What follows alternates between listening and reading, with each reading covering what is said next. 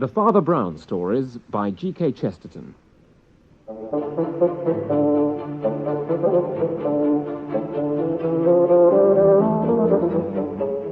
We present The Invisible Man, adapted by John Scotney, with Andrew Sachs as Father Brown.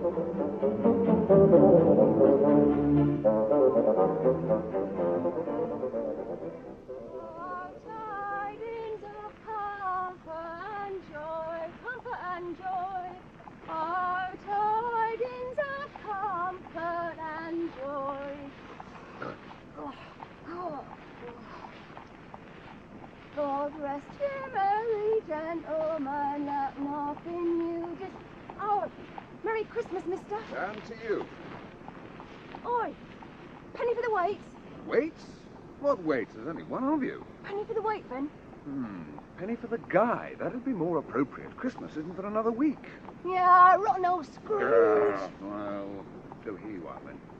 Invested wisely. Oh, sixpence. God, thanks, Dove. Thanks very much. Merry Christmas, mister. Merry Christmas. Silly old show-off.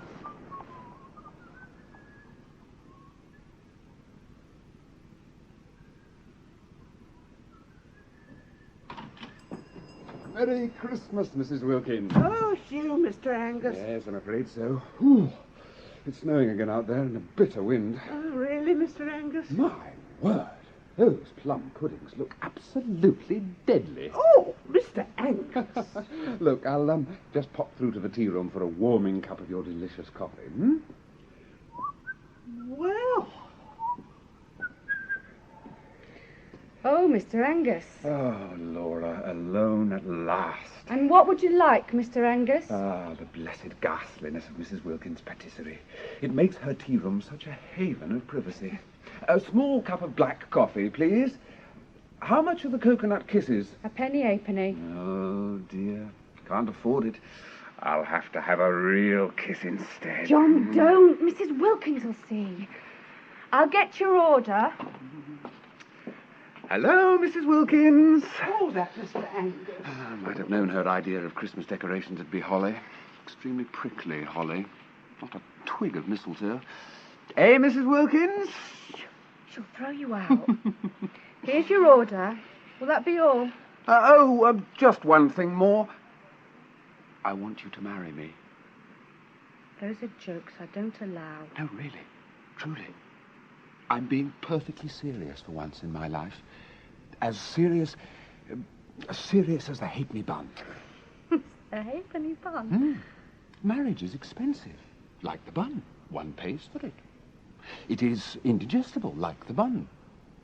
It hurts. John, there's something I must... Anyway, what will your uncle say? Oh, who cares? Look, the old Admiral cut me off without a penny years ago on account of my gross and irredeemable socialism. That's how I became a poor, starving artist. Well, a rather inadequately paid newspaper illustrator, actually. I repeat, I'm being perfectly serious. I've even saved money. I have sold my soul. I've drawn nothing for weeks but jolly robins, jolly fat little men with sacks and white beards, jolly reindeer, jolly candles, jolly holly. I've bought you a ring. Look. Oh, it's lovely. Oh, John, you are serious. Only... Oh, this is terrible. You don't give me time to think. Ah, I'm not such a fool. There's something I must tell you. I've got to break in half an hour. Where can we meet? Oh, the usual place in the park. But it's snowing. We'll build a snowman.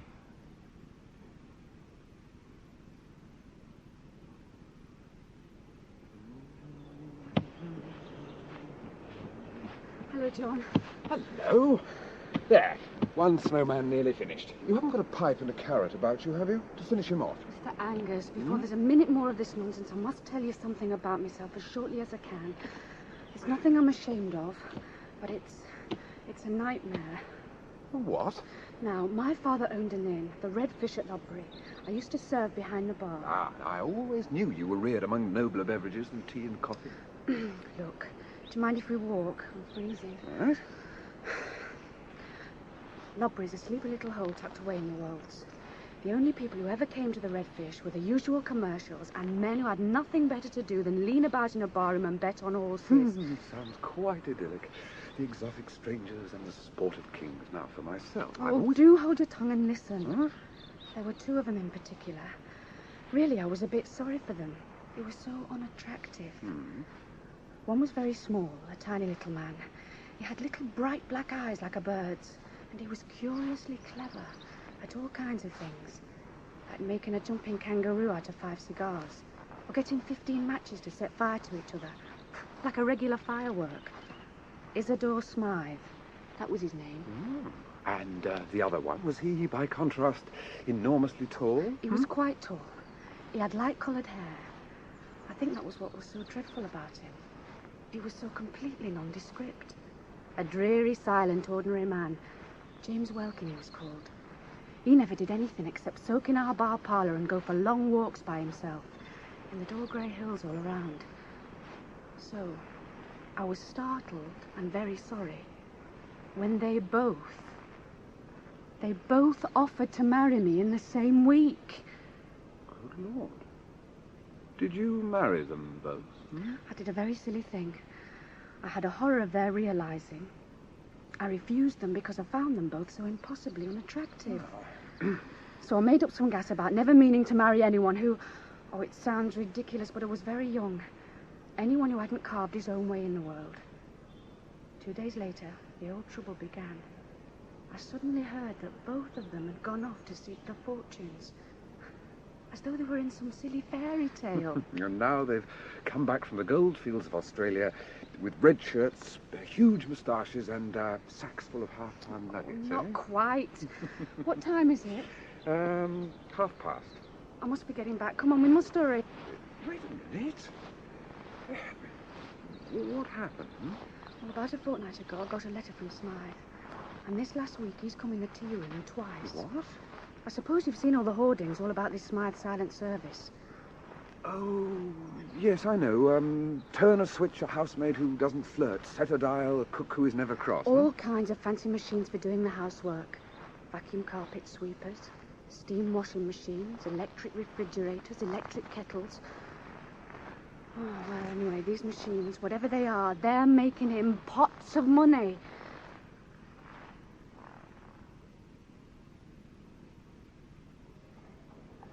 Oh, all right now, Laura, we're here, we're back, and we've still 5 minutes to spare, and there's something you haven't told me. What?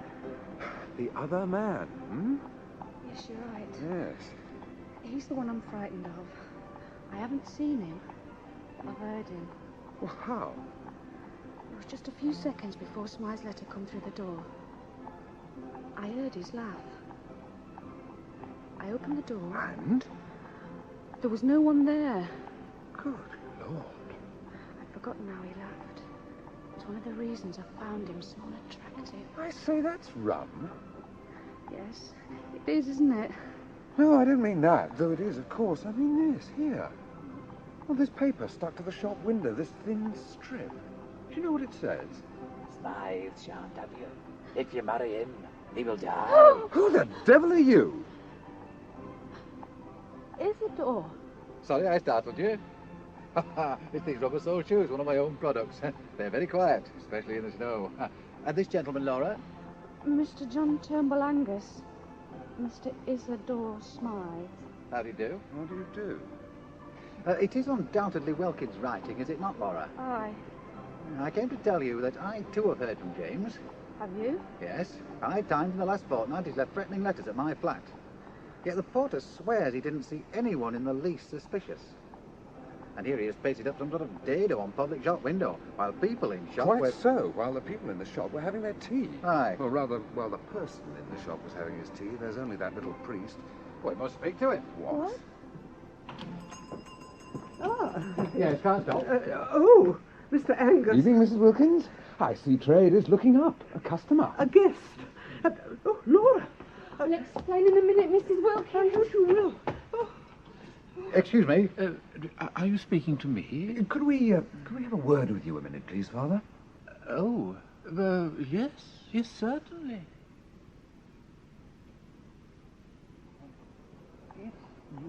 marry him, he will die.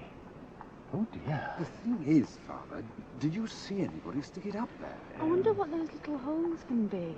It's probably stamp paper. Easy enough to get hold of, and no one could possibly trace it. More important, though, Father, did you see anyone stick it there? No.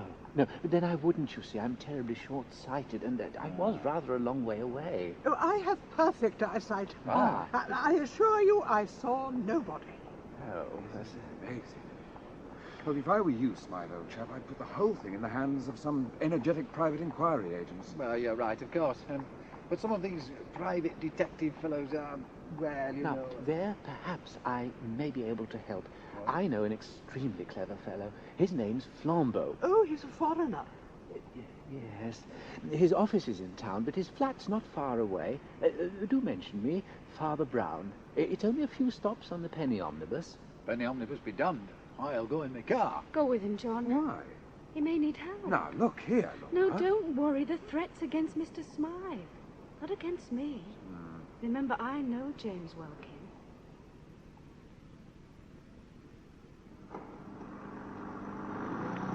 I designed car myself, Mr. Angus. As you see, it is extremely simple to drive. Anybody buy 'em will not need to employ a chauffeur. It's remarkable. To keep a servant, Mr. Angus. Servant? No, I can't afford to. I can afford to. I'm a millionaire. Oh. But I choose not to. My rival, I suspect I should say our rival, Well, Welkin, yes, he was left a little money. When I last saw him, he was drinking his way pretty deeply into that capital. I don't know what Laura told you. well, she gave me a... Oh, dear. Whatever Laura may have imagined, I always earned every penny I spent. I had to. My parents there were already long dead. They'd been servants up at all. Between them, they earned £50 a year for a 12-hour day. Blackleading grades, boiling laundry. Mind your backs! Heating up water on fire and carried up for master's bath. Sweeping and dusting, it killed my mother. Oh, I'm sorry to hear it. I've... Such drudgery is unnecessary. I believe that in 60, 70 years' time, say by 1970, 1980, no one will need to employ domestic servants or to be employed as a servant. And the reason, machines of which the machines I manufacture are but the primitive ancestors. It will be the new golden age, but a golden age without slavery. mind that horse. Obsolete animal! Oh, I get carried away. Hampstead. We must be nearly there. What's the address? Lucknow Mansions. How very odd. I live at Himalaya Mansions, just round corner. Look, why don't you come up to my flat? I'll show you Welkin's letters and you can run round and get that Flambeau chap.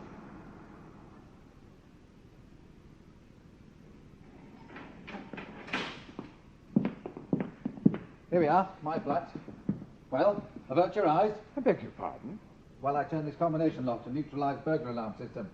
Otherwise, when I open the door, bells will ring in here and in Hall Porter's office. Oh, I see. Good. Now we can go in. See, electric light comes on as we enter. Come through to the kitchen, shut the door. Oh, yes. Good Lord, what a battery of paraphernalia. What's that? That is my electric knife sharpening and polishing machine. I say, I wouldn't half mind having one of those. 33 guineas. 33 guineas? Oh, that's a bit steep. Costly. Like so many of my machines, it is, at present, vastly more expensive than the human servant it replaces. Oh. Fortunately for me, my things are fashionable among the far-sighted. Did you know that on King Edward's yacht he has no less than 3 electric refrigerators? One just for champagne. Really? Here are the letters. Living room is through there. Door, of course, is automatic. I just press this button here, so.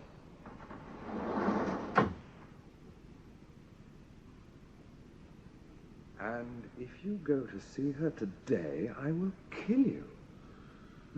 That's the last, and it came this morning. Aye. Golly. Look, have you a glass of whiskey? I think I need one. Of course. Watch this. I call it my invisible footman. You see the little rails on the floor? Yes.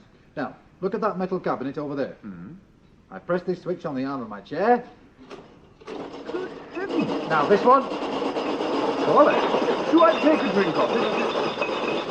Oh. Good heavens. Smythe. Smythe, are you all right? It's still experimental. I haven't got the circuits quite right. That's one disadvantage. A human footman wouldn't explode in a blue flash and give off clouds of smoke. Oh, you haven't seen my uncle's butler. Look, if you don't mind, I think I'll forget about the whiskey and trot over to this Flambeau fellow, Too Sweet, Yes, right. This way. Okay.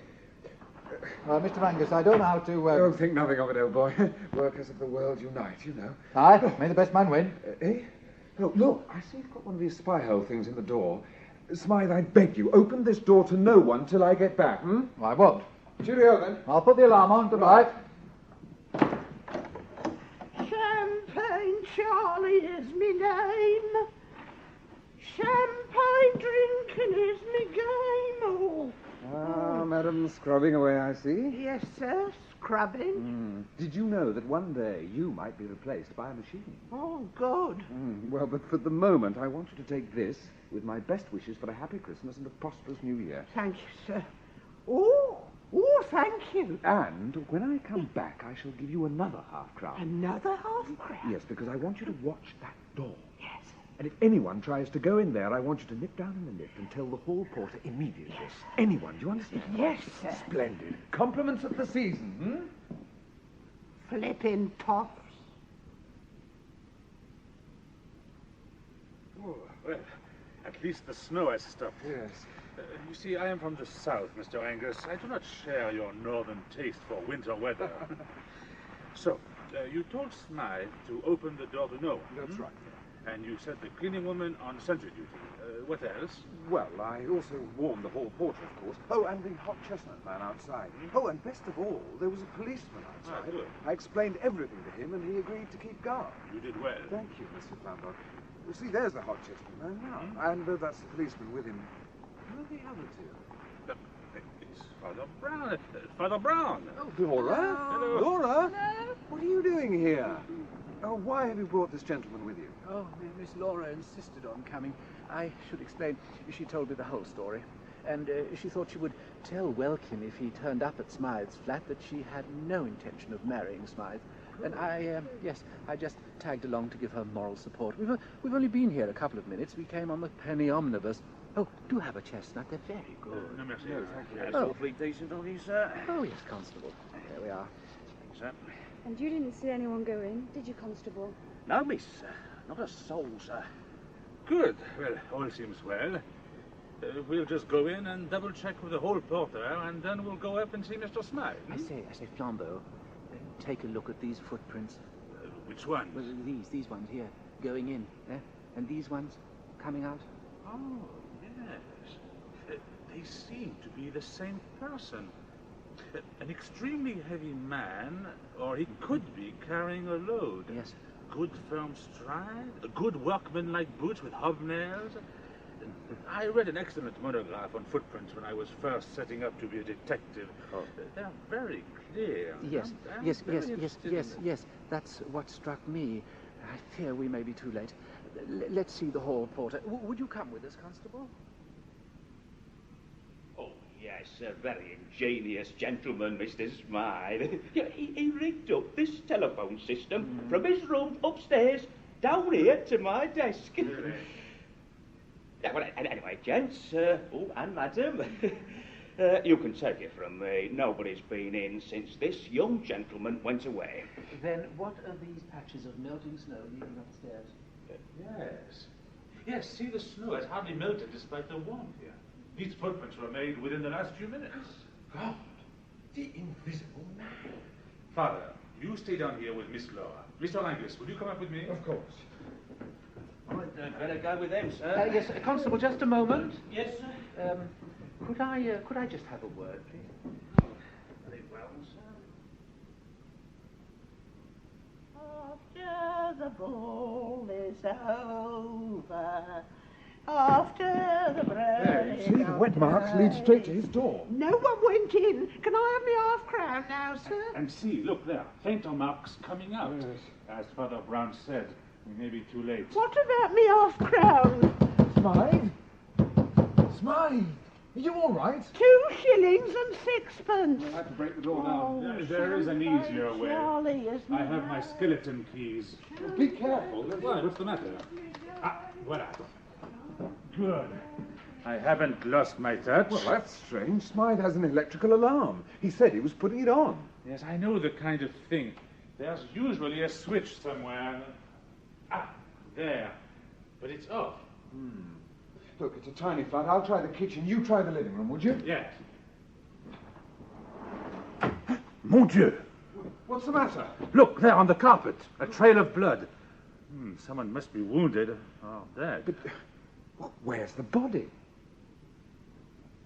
I simply do not understand it. There are but 4 rooms. All of them we have searched thoroughly. The body must be somewhere. Yes. We must get Father Brown up here. What, the little priest? Yes. We'll call him on that internal telephone thing. Yes, here it is. Hello, is that the concierge? The hall porter, yes? Yes, good. Look, this is Mr. Flambeau, one of the gentlemen in Mr. Smythe's flat. Would you kindly ask Father Brown to come up? Oh, and the policeman, yes, please. Ah, he's not there? Just Father Brown then, huh? Thank you.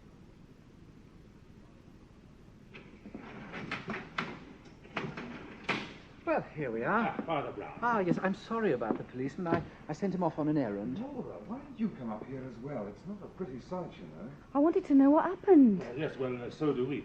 Come through. Oh, thank you, sir. You'll notice, Father, the wet footprints. Ah, They yes. come right into the flat. Yes.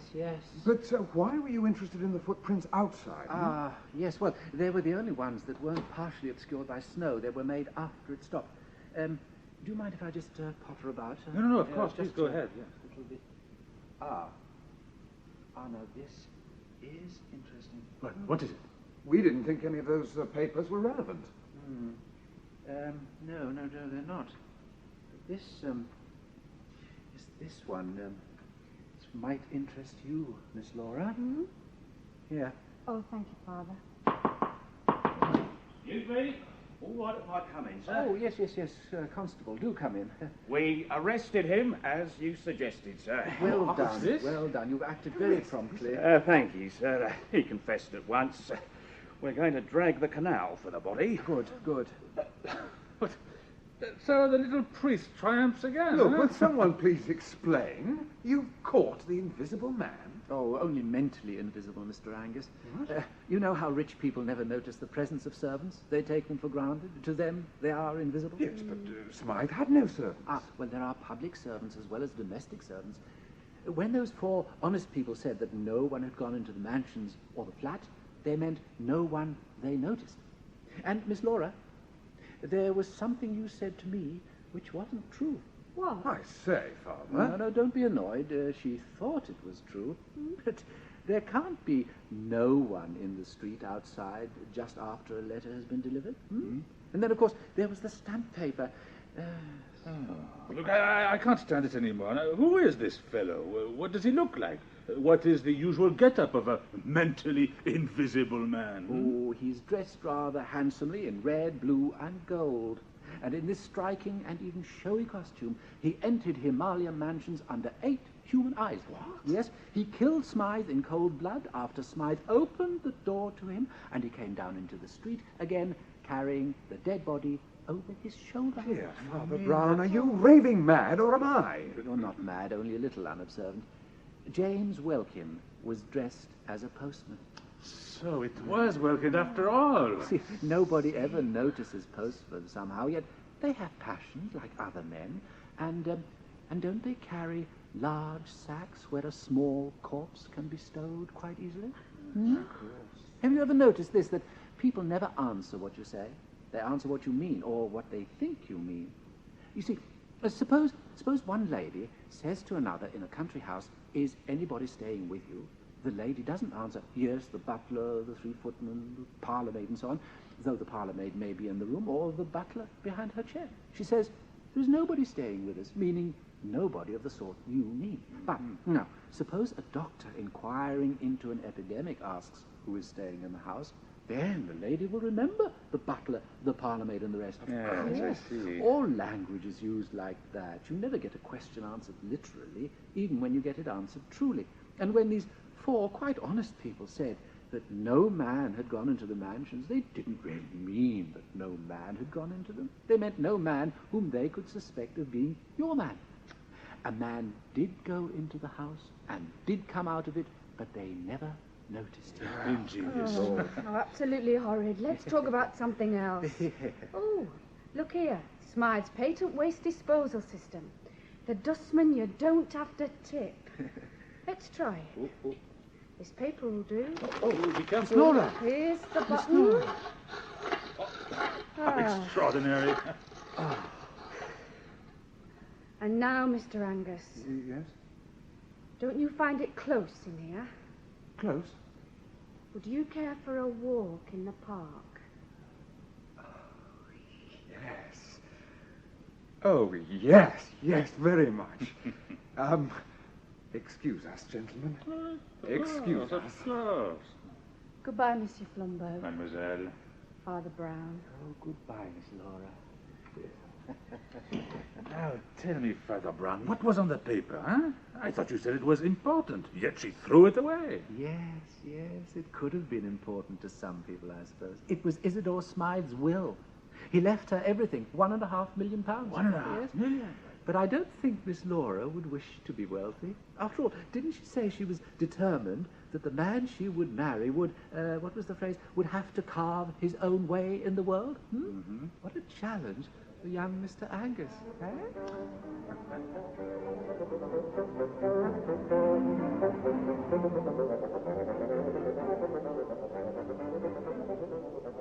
In The Invisible Man by G.K. Chesterton, the part of Father Brown was played by Andrew Sachs, Flambeau, Olivier Pierre, Laura, Eileen Tully, John Turnbull Angus, Anthony Hyde, Isidore Smythe, Michael Drew, Mrs. Wilkins and Charlady, Margot Boyd, Policeman, Peter Aker, Urchin, Melinda Walker.